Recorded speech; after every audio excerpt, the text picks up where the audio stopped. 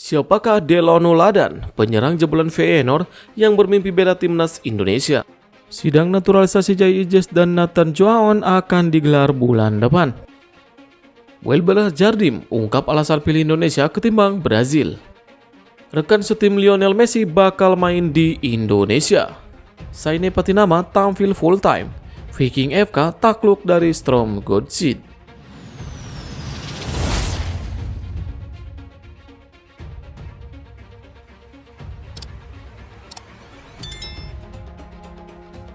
Siapakah Delano Ladan, penyerang jebolan Feyenoord yang bermimpi bela timnas Indonesia?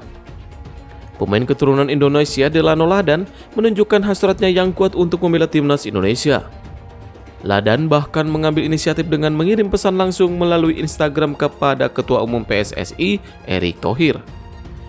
Isu mengenai minat Ladan untuk dinaturalisasi pertama kali mencuat melalui akun Instagram @football.indonesia. Meski begitu, respon Ladan masih simpang siur, namun kini keinginannya untuk bermain sepak bola dan bersama timnas Indonesia bukan hanya sebatas rumor. Pemain berusia 22 tahun itu telah menyatakan minatnya untuk dinaturalisasi yang dia sampaikan melalui pesan langsung kepada Erick Thohir. Ladan bahkan meminta Erick agar segera merespon pesan tersebut.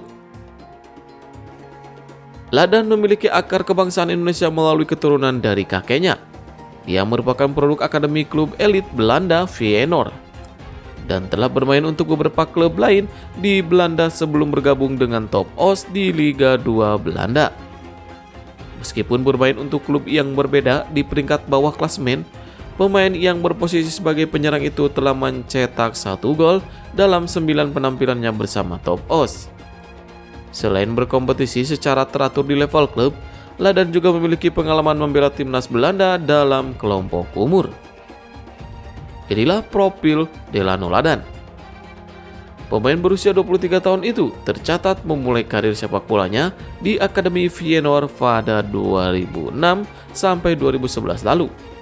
Ia menyeberang ke sejumlah tim seperti Hanglandia dan terakhir ADO Den Haag. Karir profesionalnya pun dimulai di ADO Den Haag, namun ia hanya 4 kali bermain di tim tersebut tanpa catatan gol.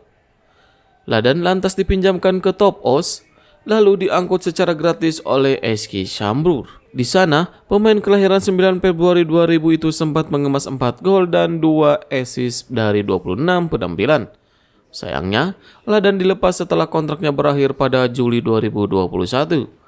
Ia kembali ke Feyenoord dan memperkuat tim U21 hingga direkrut lagi oleh Top Os kali ini secara permanen pada Juli 2022.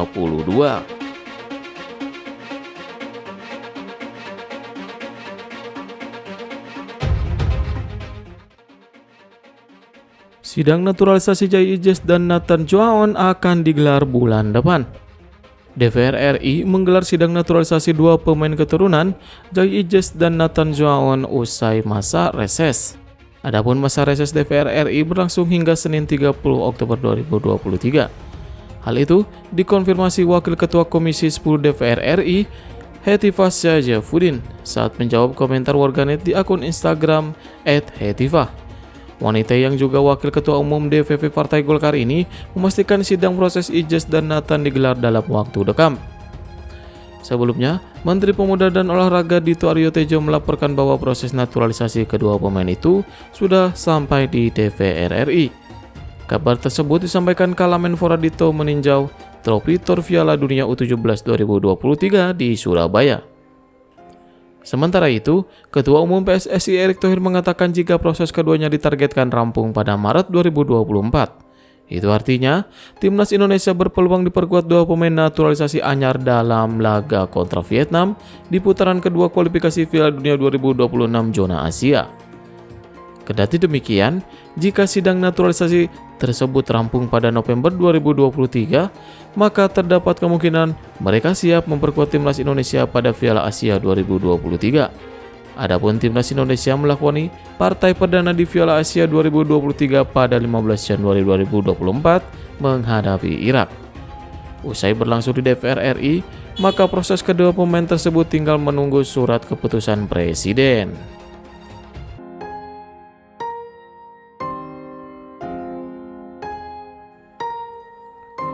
Welber Jardim ungkap alasan pilih Indonesia ketimbang Brazil. Pemain diaspora Welber Jardim mengungkapkan alasannya memilih untuk membela Indonesia ketimbang Brazil. Welber Jardim mengaku tidak tahu secara pasti mengapa ia memutuskan untuk menjadi warga negara Indonesia. Welber mempunyai darah Indonesia dari ibunya, sementara ayah kandungnya orang Brazil. Bermain berposisi bek kanan itu masih berpeluang besar untuk membela Brazil, namun hatinya jatuh kepada Indonesia. Ia pun akhirnya dipanggil pelatih timnas U17 Indonesia Bima Sakti.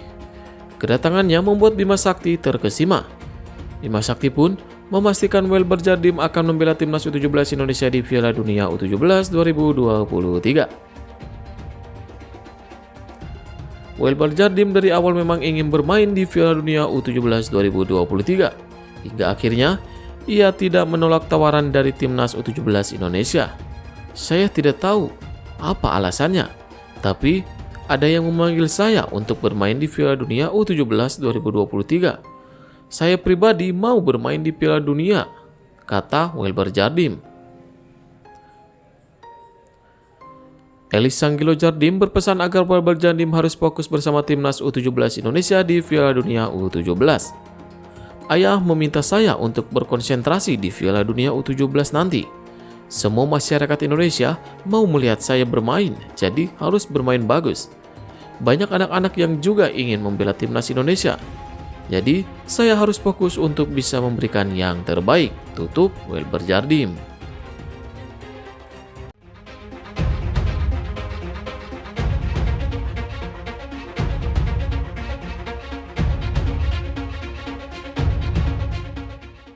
Media Vietnam soroti masa depan Shin Tae-yong di timnas Indonesia, singgung soal prestasi.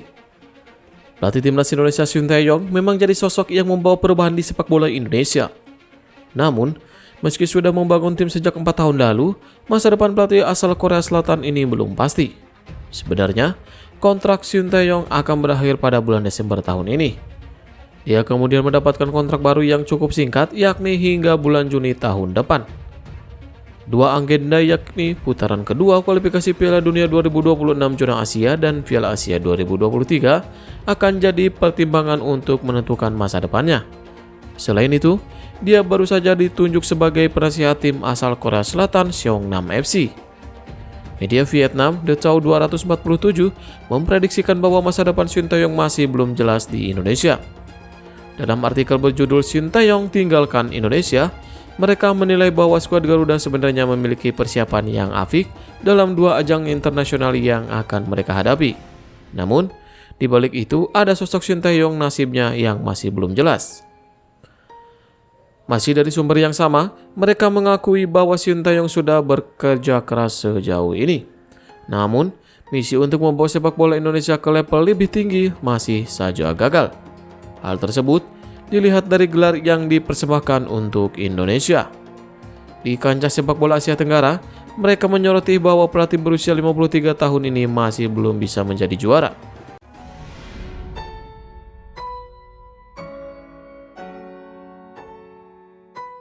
Perbandingan statistik Stefano Lillipali versus Egy Maulana Fikri di tahun 2023. Liga 1 Indonesia 2023 telah menjadi panggung bagi pemain-pemain terbaik, termasuk 2 nama besar Stefano Lillipali dan Egy Maulana Fikri. Kedua pemain ini telah menjadi bintang di lapangan hijau dan telah mencuri perhatian para penggemar sepak bola di seluruh Indonesia. Egy Maulana Fikri.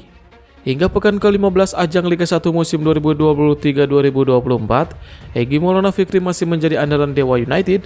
Egy telah tampil dalam 12 pertandingan bersama Dewa United dengan mencetak 2 gol dan memberikan 4 assist.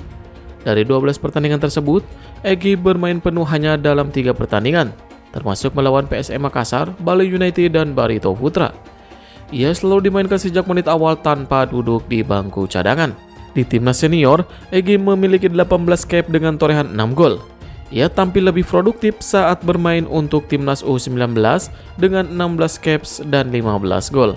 Terakhir, Egy Maulana Fikri mencetak gol dalam laga melawan Turkmenistan di awal September lalu. Stefano Lillipali, pemain berusia 33 tahun ini telah bermain dalam semua pertandingan Borneo FC sejak awal musim.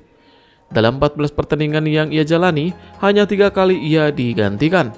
Stefano Lillipali juga mencatatkan 6 gol dan 7 assist untuk Borneo FC. Di timnas Indonesia, sejak debut bersama skuad Garuda pada tahun 2013, Lillipali telah mencatat 30 caps dengan torehan 3 gol. Perbandingan statistik ini memberikan pandangan tentang kontribusi dan performa Eki Maulana Fikri juga Stefano Lillipali dalam kompetisi mereka masing-masing. Keputusan akhir, pemanggilan oleh Sinteyong akan menjadi sorotan, dan harapan para pendukung adalah untuk keberhasilan timnas Indonesia di laga selanjutnya.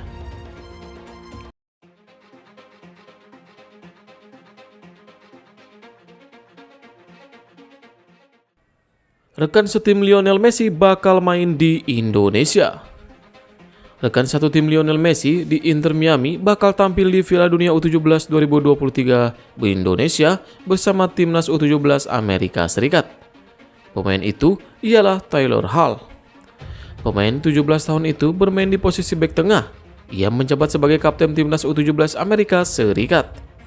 Taylor Hall siap mewakili negara di Piala Dunia U17 2023 dengan kepercayaan diri. Taylor Hall juga lahir di New York lalu pindah ke Miami saat ia berusia 6 bulan. Lebih lanjut, ia membagikan perasaannya saat manga bintang Lionel Messi bergabung dengan Inter Miami. Kedatangan Messi di Inter Miami memang membuat klub yang bermain di MLS itu mendapatkan exposure besar. Hall memang belum debut untuk tim utama Inter Miami, akan tetapi ia sudah berlatih bersama Messi, Sergio Busquets, dan Jordi Alba. "Saya telah bermain melawan mereka," katanya. "Ini gila, mereka hanya berpikir lebih cepat, bermain lebih cepat. Sungguh menakjubkan memiliki mereka di lapangan di samping Anda pada usia muda ini. Messi sebenarnya bermain di sisi saya dan melawan saya. Jika Anda menonton pertandingan Messi, Anda melihatnya berjalan berkeliling, mengamati lapangan, lalu tiba-tiba dia menoleh ke belakang dan kemudian dia menghilang. Dia bergerak sangat cepat dan sulit bagiku untuk mengikutinya."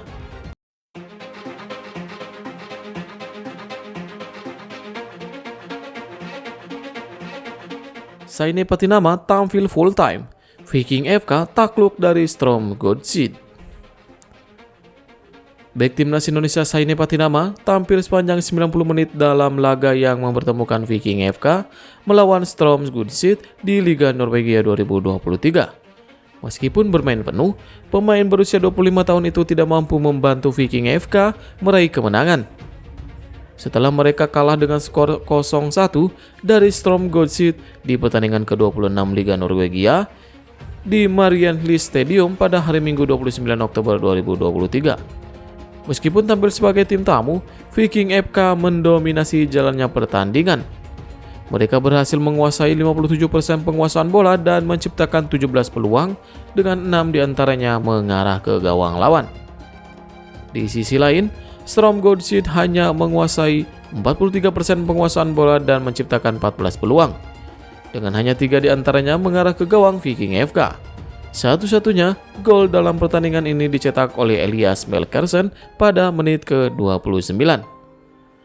Hasil kekalahan dari Strom Godset membuat Viking FK harus puas berada di posisi ketiga dalam klasmen sementara Liga Norwegia dengan total 52 poin. Mereka tertinggal 6 poin dari Bodo atau Glim yang menduduki posisi teratas, walaupun sudah memainkan 25 pertandingan. Selain berisiko kehilangan gelar juara, Viking FK juga terancam turun ke posisi ketiga. Pasalnya, Tromsø yang menempati posisi keempat dapat mengambil alih posisi Viking FK asalkan mereka berhasil mengalahkan Molde FK pada hari Selasa 31 Oktober 2023.